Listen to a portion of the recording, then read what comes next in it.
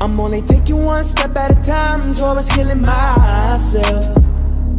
I had to get out, I found a way out. No more living in pain or misery. It's all about protecting my energy. Keep the negative away from me, because I am just keeping my peace. Cut off everything that no longer was serving me, and I chose to start loving myself.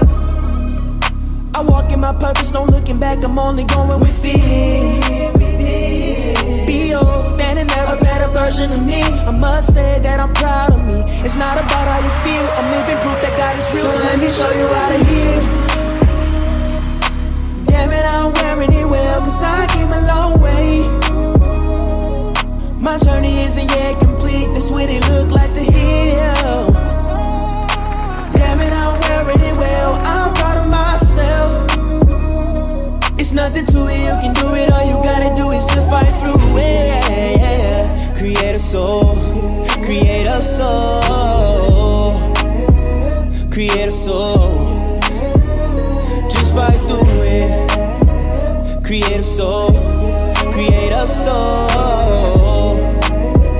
creative soul, creative soul, yeah, yeah.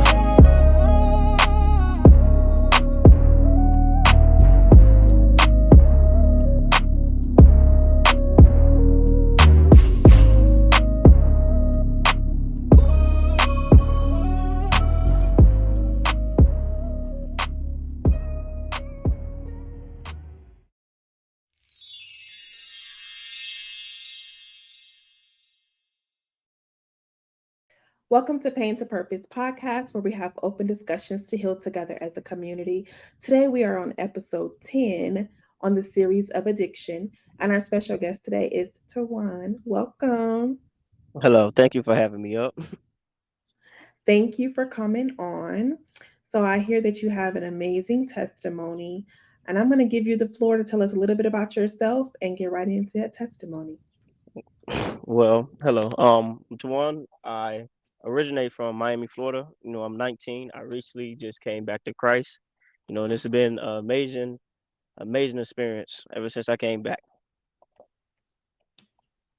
Okay, great. Okay. So what's the amazing experience? So the amazing experience, I want to take you back, a little further in my life. Like I want to Okay. start at 16. All So right. at, the young age of 16, Mm-hmm. I experienced a heartbreak with a former girlfriend. She cheated Okay. on me, and it was a little devastating. I'm gonna be honest. It was a little devastating, and I didn't Okay. know how to cope and heal with it. So I had family around me at that time. They were around my age, and they were smokers. And I heard before, as a child, that smoking helps take that pain away. So I was looking Mm-hmm. for something to numb me. So at 16, I tried smoking, and um, it didn't. Well, I won't say it didn't work at the beginning. It was more of I was just doing it to make myself feel better. But later on, into my life, when I rode around to 17, I started to get heavily addicted to it. I couldn't go a day without smoking. I couldn't eat without smoking. I couldn't start my day without smoking. I couldn't start anything without smoking. If I went out, I smoked first. Mm-hmm. If I ate, I smoked first. I smoked before I went in the shower, before I went to work, and it was just crazy because the thing that I thought would help me brought Mm-hmm. me more pain per se. It brought me more pain. It brought more hurt. And as I was addicted to it, I started to notice that it's not really helping me. And as I started to notice it wasn't really helping me, I tried to kick it, but it was just like, nah, I had a yearning and a want from it, a want for it. And throughout 17 to well, I only throughout 16 to 18, I was still smoking, and I wanted peace, and Mm-hmm. whenever I smoked, I thought I had that peace, but I still experienced those emotions, and you know, then I started to chase the high that I Mm-hmm. first got. So I won't say I went into debt, but I took a very like steep down. Well, how can I word this? My finances dropped way lower than they ever should have. I Okay. was always broke. I'm gonna be honest. I was always broke because I always wanted to smoke. I was spending, I want to say, majority of my paycheck on smoking. I rarely pay for anything else beside drugs. So So was it was, it only marijuana? yeah, it was only marijuana. Okay. So yeah, it was a dark time in my life. I'm gonna be honest. It was a dark time. I felt like I should have had a lot of peace, and it was never that. Even in the beginning, it wasn't about me. Well, I won't even say it wasn't about me getting peace. In the beginning, it was more to please the people I was around per se. I was Okay. using it because I felt an absency and love. So me being around these people smoking, it made me it made me feel love. It gave me, I want to say, false joy, because it really wasn't joy, because when I look back on it now, I see that it wasn't joy. It was actually the very opposite. But it And was feeling of a void. yeah, it was filling a Or void I had. It was, okay. and know, it was a void that I had even before 16. It was a void that I had as a little boy. So I see why I was addicted to it, but it never Mhm. helped me. It never helped me. I always still yearn for happiness and peace, and I always look for it. And I always told myself, probably if I smoke more, I have more peace. But that wasn't the case. Okay. So So how did you get to the point where you were like, enough is enough, like I really need to get help? see, it's actually crazy because when I came to Christ, it was, I think, October 2022. So it was October 2022 when, Mhm. I was addicted to also pornography and smoking. So Okay. he- the Lord, he came to me through somebody on TikTok one night. I forget his name. I think it's Billy on Christian. I think it's Billy on TikTok. I don't know his TikTok handle, but I seen one of his videos, and Mhm. in that video, I repented of my sins and I accepted Christ into my heart. And when I did that, I felt this. He really started to work in me. I started to move different. I quit pornography for, I want to say, a month or two, and then I relapsed. And then, Mhm. after I relapsed, it was actually crazy, because after I relapsed, my life too came to a point to where it started to fall down, because my birthday is on January 4th, and it happened October. And on my Wait, your 18th birthday, birthday's when? January 4th. That's my birthday. Look at us. So Yeah, the same birthday. Okay. my birthday is on January 4th, and my dad passed when I was younger, and I have this Mhm. what is called life insurance policy. So at 18, I was supposed to inherit this life insurance policy. So Mhm. it was supposed to be a great year. It was supposed to be a wonderful year. That time was supposed to be great for me. But Mhm. when I accepted Christ into my life, I won't say it got harder, because I did Mhm. experience, that peace and love that I wanted, but I didn't Mhm. fully experience it. It was like I go through my day, and I I will feel worse per se than I did beforehand, because from that time span of 16 to 17, it was one of the worst years of my life. I'm gonna be honest. It was the worst years of my life. Um, I never I never experienced something like that. Like from 16 to 17, I had less peace even while smoking. So when I turned 18, with this life insurance policy I was supposed to inherit, I thought my life would be better. And when I accepted the Lord in my life, it's like, I won't say it was rocky, but it was like, you know, I want to say it was a battle for my soul. It was a battle for my soul.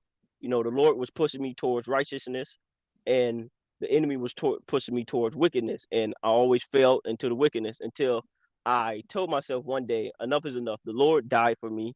You know, He got on the cross and died for my sins and resurrected for my Mhm. sins. So I took it upon myself to start to take this more seriously, but I still didn't stop smoking. So from January all the way to March. What Mhm. is it, March? No, from January all the way to May, I was, I was anticipating this inheritance. I prayed to the Lord about it. I kept telling him, look, when I get it, I'm gonna stop smoking. When I get it, I'm gonna take this relationship serious. I'm gonna start to pray more. I'm gonna start to read my Bible, and I'm gonna really start to take Christ seriously. And Mhm. then, the appointed day comes around, which was May 8th. So it wasn't too long ago. It's just like 2, 3 days ago. So the appointed day come around and me and my family get a sudden eviction notice. Now it was a 24-hour eviction notice, and it was actually devastating because it was supposed to be the day I got the inheritance, but it didn't happen. So fast forward from that day, um I'm still following the Lord, and I'm actually getting closer to him. And on Mhm. June 4th, I decided I'm gonna start to pray every day, and I'm gonna start to read my Bible. And the Lord had me start a fast. So I Mhm. started a fast, and at first it was only supposed to be for 7 days, and all 7 of those days I read my Bible every day. I fasted from, I think it was 3 a.m. to 3 p.m. And Mhm. I prayed every day, every morning and every night. And then as I got deeper into the Lord, I was still smoking. And when I would, try to when I was trying to, okay, how can I say it? Well, I would try to justify, I would try to say that it doesn't say in the Bible you can't smoke. I would try to justify it by saying to myself,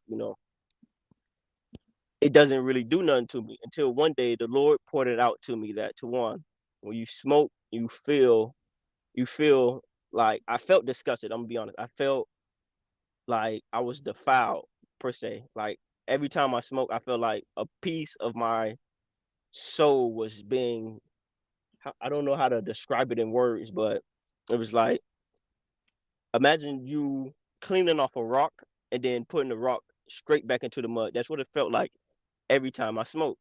So wrestling with that feeling, I still didn't want to quit smoking until, just like the word says, the Lord would give us over into our idols. So the Lord gave me over into that idol.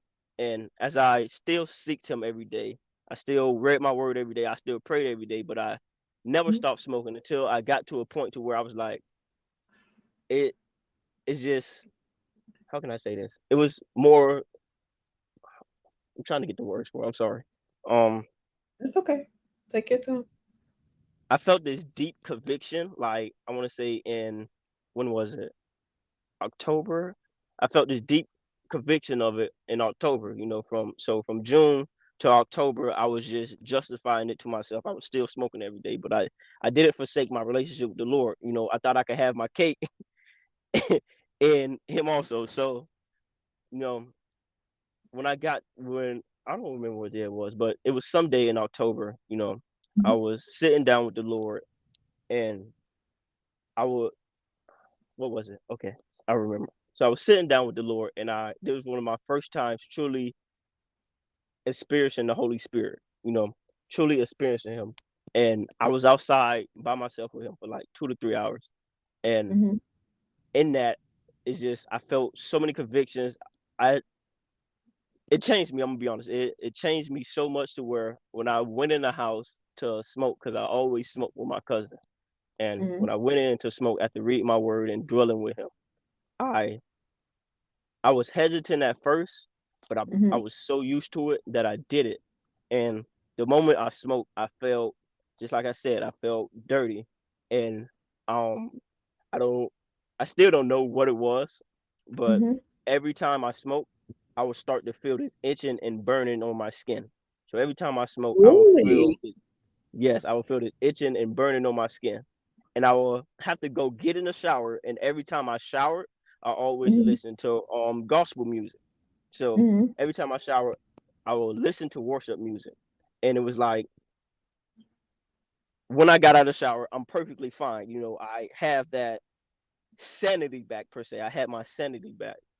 Hmm. So I later on go into Now, that night. let me stop you real quick. During that time, did like your family know how bad you were struggling with it? And the reason why I See, ask that is because marijuana is something that a lot of people do.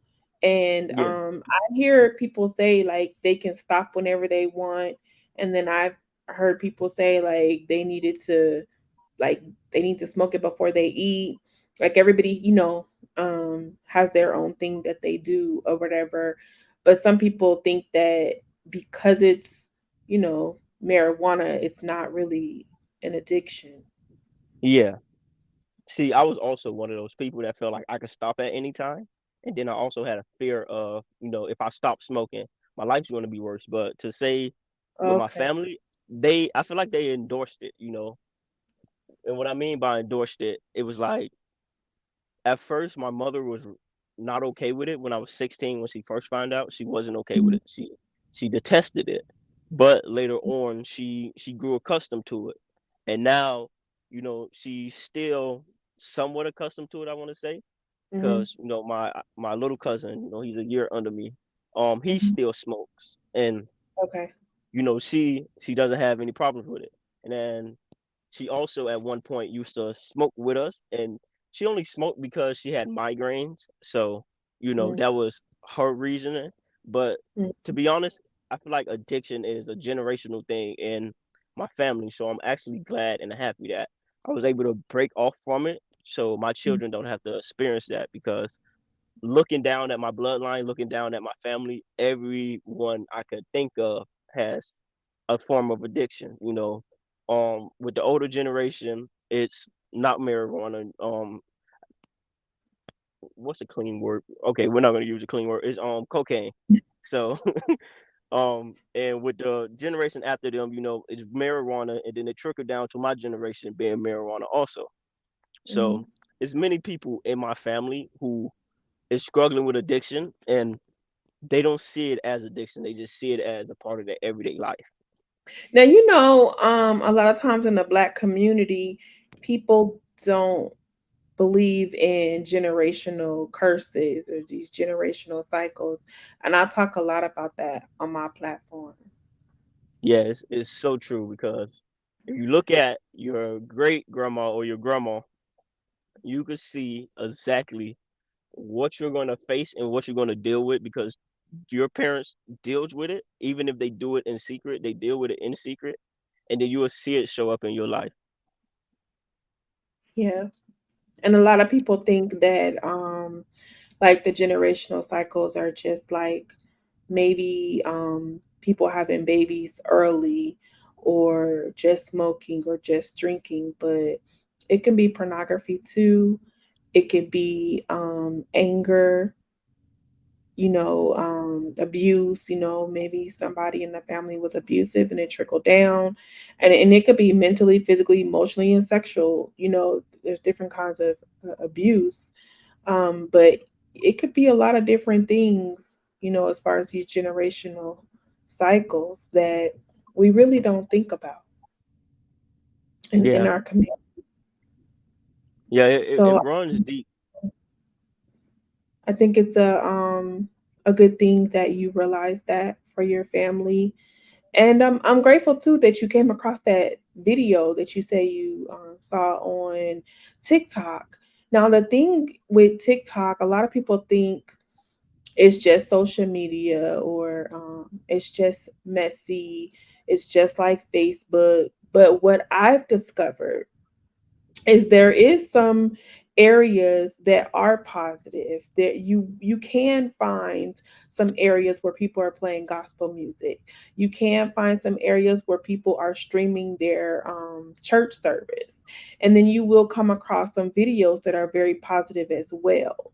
So even though it can get messy like Facebook, but there are some positive things on there as well. You just have to look for them. And there really are people on there that share their stories to help other people heal. So again, I'm glad that you came across that. Yeah. Be honest, TikTok actually helped me with the beginning of my walk with Christ. Like all through the beginning, I know it was Really? yeah, I know it was all endorsed by the Holy Spirit because every video, whenever I get on TikTok, it would be about the Lord. Beforehand, I never had a Christian TikTok, and when I gave my life to the Lord and I really started to follow Him, all I would see was things that either helped me in my faith, taught me things. I don't know his name. No, I remember it. It's a guy named Stefan Derby. He teaches a lot about generational curses and things of that nature. And I used to always see his videos on TikTok Hmm. and so many other videos that would actually help me.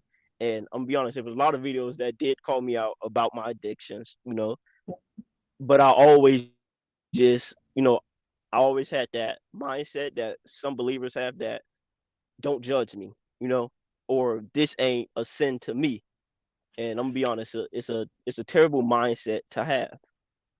Well, I think sometimes when people say that they don't want to be judged, I think it's more of like there are some people that judge others, but they're doing something too.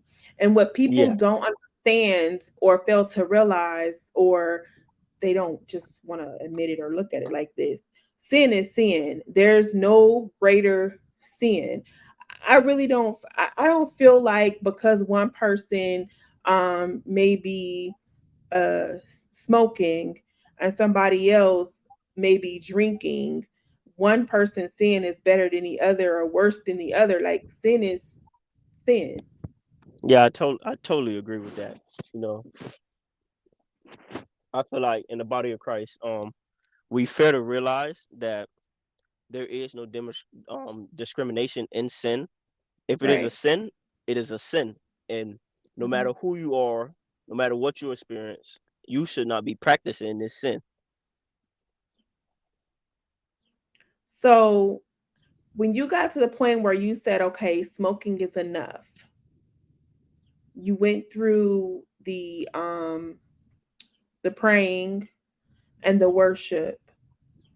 Do you remember the day where it was just the taste was totally gone? Like you didn't want to pick it up anymore. You were completely done. See, that came in a form of relationship with the Lord. So I'm gonna explain it a little bit. So, Okay. um, at first, it was like I sat down with the Lord when I realized what smoking was doing to me. I Mhm. sat down with the Lord and was like, so how do I stop myself from smoking? Like, I now realize that I need help with this. I now realize that I don't want to, but I know I need to. So I had a yearning in my spirit to stop smoking, but Mhm. I wanted to appease my flesh also. So the Lord told me, you love smoking more than you love me. So it was a sense Mhm. of loving the Lord more than I love sinning. So when I got to a point to where I love the Lord so much to the fact that I didn't want to hurt his feelings anymore, I prayed Mhm. again. It was like, Lord, you know, I've been trying to stop myself from smoking, but I know I can't stop myself from smoking. Can you help me? And that's when, he gave me a plan. I always share with others this little game plan he Mhm. gave me. He told me to do it in increments. So if I could tell myself no smoking, then I could fully quit. And I did have a time to where I was like, nah, Lord, see, I want to get to this place to where I don't need to rely on smoking because I thought if I stopped smoking, that I won't be able to sleep at night. I won't be able to eat. I won't be able Mhm. to just experience life. All of these things that people tell you that happen when you stop smoking. So I had Mhm. that little fear, but he told me, Tawan, don't worry about that. So I was like, all right. So whenever it would come to smoking, I would try to muster up the strength to say no. And being Mhm. honest, I wasn't able to because, like I said, I smoked with my cousin. So he would either roll a joint or ask me, do I want to smoke? And I could never bring myself to say no because I didn't want to be judged. I didn't want to be, you know, Mhm. I don't know what to say, but I had this feeling to where it was like, no, I don't want to say no because he doing it. I don't want him to look at me this way. Mm-hmm. So I told myself, well, the Lord told me, how about you start saying no in the middle of smoking? So we'll start smoking, and I'll be like, you know what? No, I'm done smoking. And then it built it up to a point to where it's like he asked me to smoke, and I'd be like, no, I don't want to smoke right now. And then it got to the point to where after not wanting to smoke, I did smoke, and I had this. It was like it was like throw up in my mouth. I want to say it was like throw up in my mouth, and I was like, nah, right here, I'm done. I'm never smoking again. So I handed him the joint, and I was like, I'm not smoking no more. And Mm-hmm. to be honest, my family didn't believe me because I smoked every day from 16 to 18. To that time, last year, I want to say September or November. No, it was November when I quit. So from that time, they didn't believe me. They was like, nah, he probably just said that just to say it. The next day came around, he offered me to smoke. I said, no, I don't want to smoke. Mm-hmm. And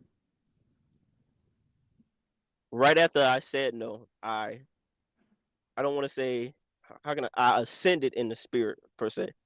Like when I said no, I felt like I had armor on, and then I had just dropped my armor. I felt like I had burdens on my back, and I just dropped them burdens when I said no. And I'm gonna be honest, the first night I wasn't able to eat, but that was the first night I had the best sleep in so long. And to this day, I'm still so appreciative of the sleep I get because beforehand I would go to sleep 4 o'clock, 5 o'clock in the morning, wake up 12, 1 p.m. You know, I had a horrible sleep schedule, or I just couldn't sleep some days.